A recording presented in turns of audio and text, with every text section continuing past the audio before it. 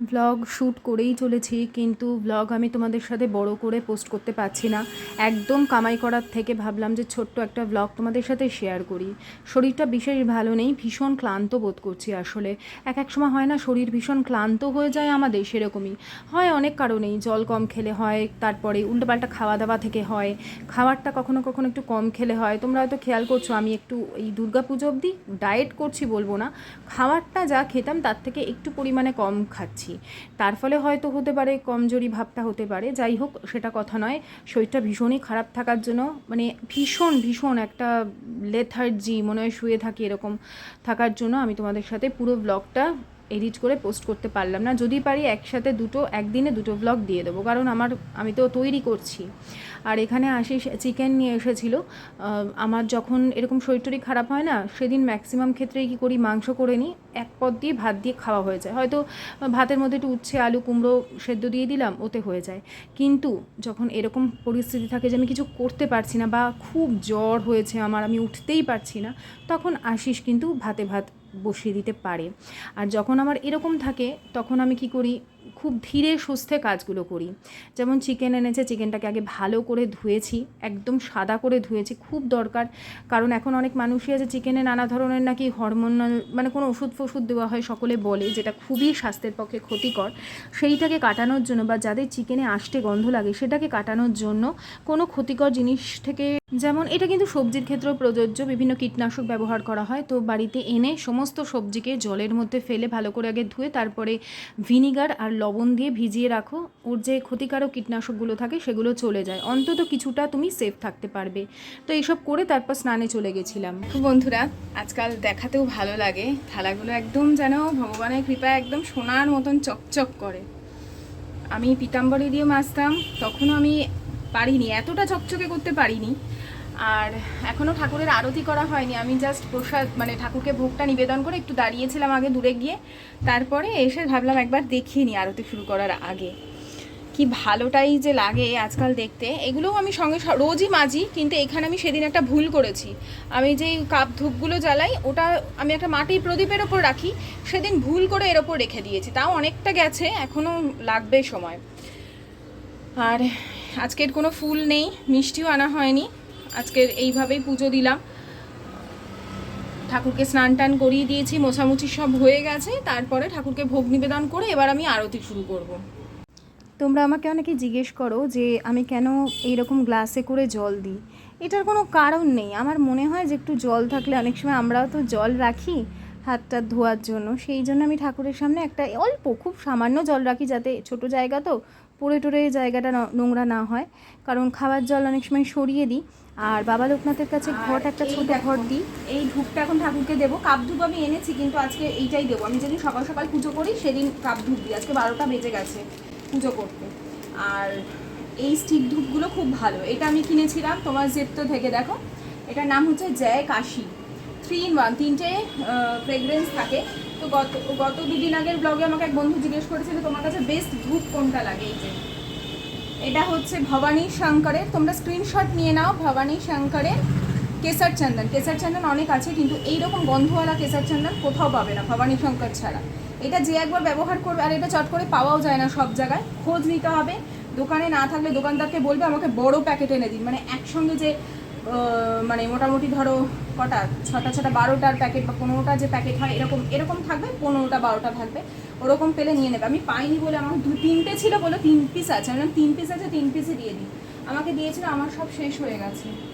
এই 1 পিস মনে আছে, আমি ইয়েতে বাজারে গিয়ে নিয়ে এসেছিলাম, এই 1 পিসই আর আছে। তাড়াতাড়ি শেষ হয়ে যায়। এত ভালো গন্ধ না, আমি জ্বালাচ্ছি না, এখন আনবো। তারপরে এগুলো আছে এখন অনেক কটাই। এইগুলো আমি কিনেছিলাম ওই স্টিকগুলো, ওই বাইরের দিকটা দিই না, ওইগুলো দেওয়ার জন্য। এটাই জ্বালাই। এটা খুব অপূর্ব একটা সুন্দর গন্ধ।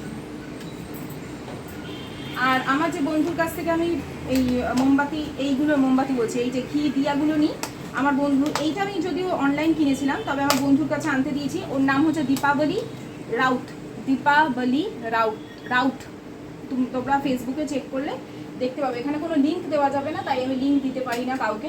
ইউটিউবে কোনো লিঙ্ক দেওয়ার নিয়ম নেই, মানে কমেন্টে কেউ আমার কাছে ওই জন্য লিঙ্ক চাইলে আমি কমেন্টে দিতে পারি না, ডেসক্রিপশন বক্সে দিয়ে দিই। কিন্তু কারো ফেসবুক অ্যাকাউন্টের লিঙ্ক আমি দিতে পারবো না। এগুলো হচ্ছে রুলসের বাইরে। তো এই হচ্ছে ব্যাপার। তোমরা দীপাবলি রাউত আমার ফেসবুকে যারা আছে তারা তো কমন ফ্রেন্ড হিসেবে দেখতেই পাবে, অনেকগুলোই দীপাবলি রাউত থাকবে, তার মধ্যে কোনটা আমার বন্ধু আমার বয়সী দেখতে পেলেই বুঝতে পারবে। তবে আমার ছেলে বড় হয়ে গেছে, ওর ছেলে ছোট। আমরা একই সাথে স্কুলে পড়তাম, 11-12 আমরা একই সাথে পড়াশোনা করেছি।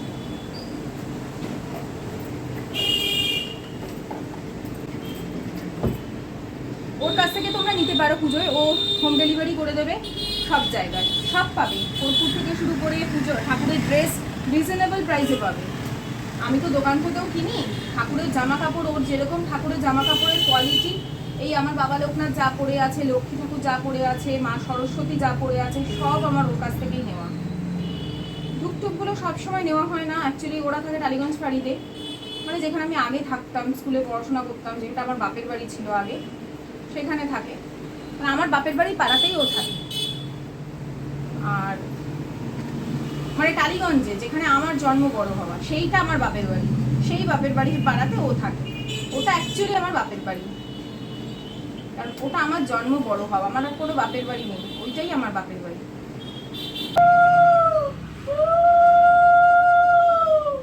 गुरु ब्रह्मा गुरु विष्णु गुरुदेव महेश्वर गुरुरेव परम ब्रह्म तस्मै श्री गुरवे नमो।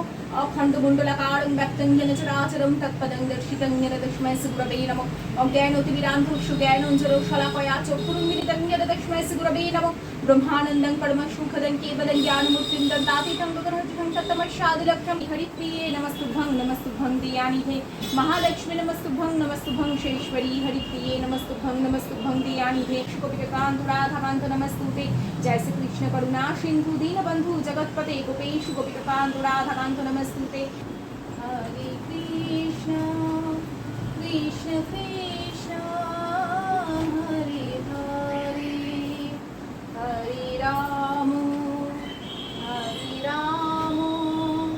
राम राम हरे हरे हरे कृष्ण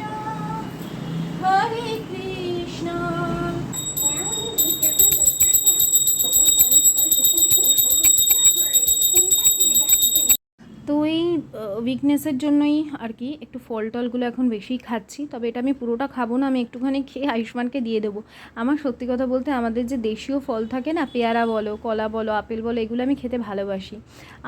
আমি খুব মানে ওই অ্যাভোক্যাডো বলো বা ওই ড্রাগন ফ্রুট বলো, আমার খুব একটা ভালো লাগে না। আমি দেশি মানুষ, দেশি জিনিসটাই আমার বেশি মুখে রোচে। আর ওইদিকে আমি কি বসিয়েছি বলো তো, কুলেখাড়া পাতার রস। আমার যখনই এরকম হয় আমি কুলেখাড়ায় ঘরোয়া টোটকাগুলো বেশি করি, একটু ফল টল খাই, আবার কিছুদিনের মধ্যে ঠিক হয়ে যায়। এগুলো হচ্ছে আমাদের মেয়েদের বিভিন্ন হরমোনাল চেঞ্জেসের মধ্যে দিয়ে যেতে হয়। কারোর মুড সুইং হয়, কেউ শারীরিকভাবে দুর্বল অনুভব করে, কেউ খুব রেগে যায় এক সময়, আবার কখনো কখনো মুড হাসি খুশি থাকে, আবার কখনো কখনো কান্না পায়। এগুলো যে সব হরমোনের খেলা, এগুলো আমরা মেয়েরা অনেকেই জানি না। তো এই সব নিয়ে চর্চা করতে করতে শিখে গেছি আর কি। আর যাদের আমাদের অনেক সময় একটু আমরা অ্যানিমিক হই, ম্যাক্সিমাম ক্ষেত্রেই অ্যানিমিক হই, বুঝি না। তো যখন দুর্বলতা লাগে আমি কয়েকদিন একটু কুলেখাড়া পাতার রস খাই, আমি বেশ চাঙ্গা ফিল করি। আর এইদিকে ভাত বসিয়েছি, খুব সিম্পল রান্না করেছিলাম ভাই ওই সকালের দিকে, কারণ শরীর একদম দিচ্ছিল না, সমস্ত ঘরের কাজ করে তারপর আর শরীর দিচ্ছিল না। ওই জন্য আমি আজকে সেদ্ধ ভাত, মানে আলু সেদ্ধ, ঘি আর তার সাথে হচ্ছে ডাল সেদ্ধ করে নিয়েছিলাম একেবারে ভাতের মধ্যেই, ওই ছোটো বাটি পাওয়া যায় না ডাল সেদ্ধ করা, সেইটার মধ্যে দিয়ে আমি দেখিয়ে দেবো তোমাদের কেমন হয়। খুব ভালো হয় গো, ভাত হতে হতে তোমার ডালটা সেদ্ধ হয়ে যাবে। যারা এখনও কেনোনি কিনে নিতে পারো, খুব কাজের জিনিস। অল্প করে যাদের করতে হয় তারা অল্প ছোটো নেবে, আর যাদের বড় পরিবার তারা একটু বড় দেখে নেবে, তোমার এক্সট্রা গ্যাসের খরচাও হচ্ছে না। আর ডিমের পোচ আমি যখনই করি এরকমভাবে দিয়ে, আর আজকে সাদা তেলে করেছি বলে একটু উঠাতে অসুবিধা হচ্ছিল, সর্ষের তেল করলে একটু হাই ফ্লেমে সর্ষের তেলটা গরম করে নিয়ে এইভাবে করে উল্টে নিই আমি। অনেকে থাকে উল্টায় না, শুধু ওপর করে নিয়েই খেয়ে নেয়, কিন্তু আমি আবার দুদিকটাই যাতে একটু ভাজা ভাজা হয় অথচ ভেতরটা নরম থাকে সেইভাবেই করি। করতে করতে অভ্যেস হয়ে গেছে, আর এইভাবেই আমার ঘরে সবাই খেতে ভালোবাসে। আমার আর আয়ুষ্মানেরই এখন করব। আশিস একটা কি করছে সেটা আমি পরের ব্লগে তোমাদের বললাম না, পুরোটা শেয়ার করতে পারিনি, বিকেলের দিকে ভালো ছিলাম, অনেক কিছু শেয়ার করেছি তোমাদের সাথে, ঘরে যা যা করি সমস্ত শেয়ার করা আছে। পারলে আজকেই পোস্ট করে দেবো যদি এডিট করে নিতে পারি, আর না হলে তোমাদের সাথে কালকে শেয়ার করে দেবো। আর একটা ডিমের পোচ করে নিচ্ছি। আশিস এলে ওকে মানে ওর খাওয়ারও সময়টুকু আজকে ছিল না, ও এসছে আমি নিজে হাতে করে মেখে ওকে খাইয়ে দিয়েছিলাম, এরম পরিস্থিতি ছিল। আর এইটাই তোমাদের দেখাচ্ছি, দেখো এখানটা কি সুন্দর হয়ে গেছে। তো এইভাবেই যখন শরীর খারাপ থাকে আমি ঘরোয়া খাবার দাবার এইভাবে খেয়ে নিজেকে সুস্থ রাখার চেষ্টা করি। বাইরের কোনো খাবার বা কারোর থেকে সাহায্য পাবো চাইলে হয়তো পাবো, কিন্তু আমার আর ভালো লাগে না সত্যি কথা বলতে। নিজে যেটুকু পারি যতক্ষণ পারি নিজের মনের জোরে উঠে করে নেওয়ার চেষ্টা করি। তো এই ছোট ছোট অনেক সময় তোমরাও যারা মনের জোর হারিয়ে ফেলো তাদেরকে একটু মনের জোর দেওয়ার চেষ্টা করলাম একটা ছোট্ট ব্লগের মধ্যে দিয়ে, আশা করছি তোমাদের কাজে লাগবে। আর এই দেখো ডালটা একটু দেখলে তো ওরকম, এবারে এই চামচের এই দিকটা দিয়ে আমি ভালো করে ঘুটে দিচ্ছি, দেখো কি সুন্দর পুরো মিশে গেল একদম। আমি আজকে হলুদ দিতে ভুলে গেছিলাম, অন্যদিন হলুদটাও দিই, নুন দিয়ে ডালটাকে দিয়ে জল দিয়ে বসিয়ে দিই। তো এখন ছোট্ট মতন এই ব্লগটা শেয়ার করলাম, ভালো লাগলো আশা করি।